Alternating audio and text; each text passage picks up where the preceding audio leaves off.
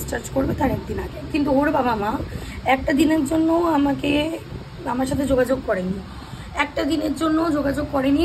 আমার যেহেতু তখন আমাদের বেবো ছিল, বেবোকে নিয়ে আমার মা দিল্লিতে গেছিলো বলে আমার বর কন্টিনিউয়াস বলতো, হ্যাঁ বেবোকে নিয়ে এসছে, একটা প্রিম্যাচিওর বাচ্চা আসবে, তার সামনে কুকুর কি করে রাখবো।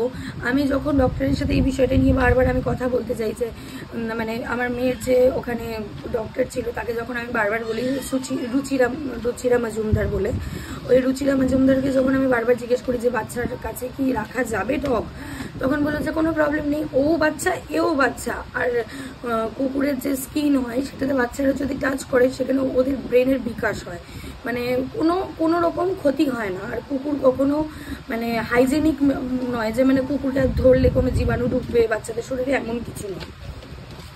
What ever. তো তারপরে ও কি করলো, আমার বাবা মা বারবার, ও যেহেতু বারবার করে বলতো কুকুর কুকুর কুকুর কুকুর, আর আমরা বেবোকে কখনোই কুকুর হিসাবে মানিনি।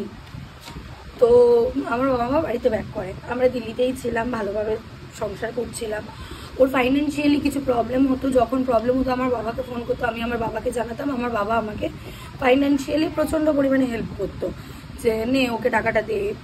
মানে এমন একটা টাইম গেছে যেখানে ও তো ডিউটিতে চলে গেছে, আমরা কি খাবো আমাদের জানা নেই, আমরা হয়তো ওই ভাত লবণ দিয়ে লঙ্কা দিয়ে চটকে আমরা মা মেয়েতে গিয়েছি।